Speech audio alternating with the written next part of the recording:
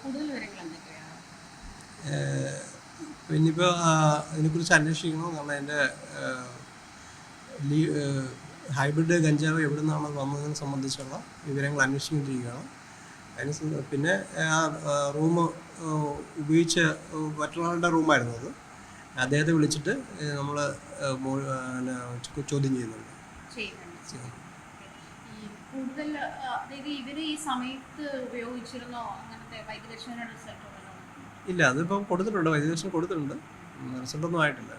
ഉപയോഗിച്ച സാഹചര്യത്തിലാണ് നമുക്ക് അവരെ പിടിക്കാൻ പറ്റിയത്. കാരണം ആ സമയത്ത് നമുക്കൊരു 1.632 ഗ്രാം ഹൈബ്രിഡ് ഗഞ്ചാവും കിട്ടി. പിന്നെ അവർ ഉപയോഗിക്കുന്ന ഈ ഗഞ്ചാവ് വലിക്കാൻ ഉപയോഗിക്കുന്ന ബോങ് എന്നുള്ളൊരു അതും പിന്നെ ക്രഷ് ചെയ്യുന്നൊരു മെഷീനുണ്ട്. അതും കൂടെയാണ് ഉൾപ്പെടെയാണ് ഇവരെ നമ്മൾ അറസ്റ്റ് ചെയ്യുന്നത്.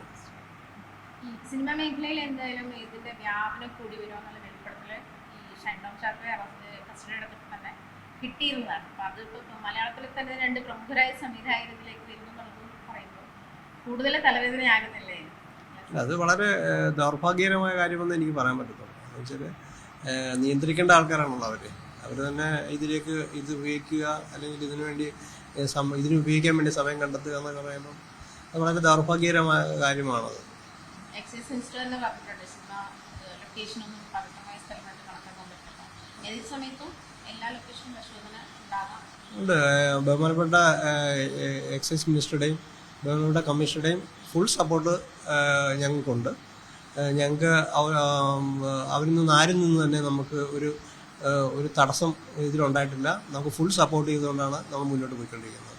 ഇപ്പോൾ ഇത് ഓപ്പറേഷൻ ക്ലീൻ സ്ലേറ്റ് എന്ന് പറഞ്ഞ എക്സൈസ് ഡിപ്പാർട്ട്മെൻറ്റ് ഒരു പുതിയൊരു 10 ദിവസത്തെ ഒരു സ്ട്രിക്റ്റ് ആയിട്ടുള്ള ഒരു എൻഫോഴ്സ്മെൻറ്റ് ഡ്രൈവ് നടക്കുവാണ്. ഓപ്പറേഷൻ ക്ലീൻ സ്ലേറ്റ് എന്ന സെക്കൻഡ് ഫേസ്.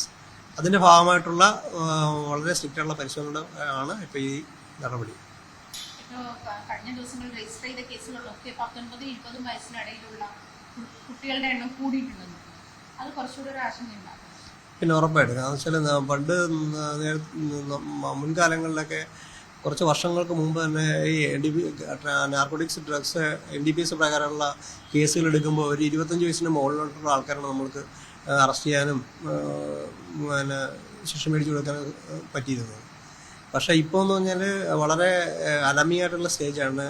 ഇപ്പോൾ എന്ന് പറഞ്ഞാൽ അത് നേരെ തിരിച്ച് 25-ന് താഴെയുള്ള കുട്ടികളായി ആൾക്കാരായി മാറി എന്നുള്ളത് വളരെ വിഷമമുണ്ടാക്കുന്നൊരു കാര്യം തന്നെയാണ്.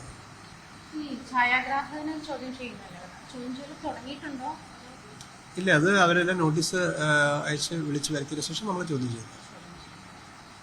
പിന്നെ വേറൊരു കാര്യം കൂടി ചോദിക്കാനുള്ളത്, ഇത് വരുന്ന ദിവസങ്ങളിലൊക്കെ ഈ കോളേജുകളിലൊക്കെ കേന്ദ്രീകരിച്ച് ഇപ്പം കളമശ്ശേരി പോളിടെക്നിക്കിലായാലും വലിയ എമൗണ്ട് കഞ്ചാവാണല്ലോ. അപ്പോൾ അങ്ങനത്തെ ക്യാമ്പസുകളിലേക്കൊക്കെ അങ്ങനത്തെ ഒരു നിരീക്ഷണം കൂടി ഉണ്ടാവുമല്ലോ? ഉറപ്പായിട്ട് അത് നമ്മൾ നേരത്തെ തന്നെ നിരീക്ഷണം നടത്തുന്നുണ്ട്. പിന്നെ ക്യാമ്പസുകൾ ഡയറക്റ്റ് കയറുക എന്നുള്ളത് ഒരു ബുദ്ധിമുട്ടുള്ള കാര്യമാണ്. അപ്പം ഇൻഫർമേഷൻ കൃത്യമായിട്ട് കിട്ടുവാണെങ്കിൽ നമ്മൾ ഉറപ്പായിട്ട് നമ്മൾ ക്യാമ്പസുകൾ കയറും. കാരണം വെച്ചാൽ നമുക്ക് അവിടുത്തെ പ്രധാന അധ്യാപകരുടെ സപ്പോർട്ട് നമുക്ക് ഇപ്പോഴും ഉണ്ട്.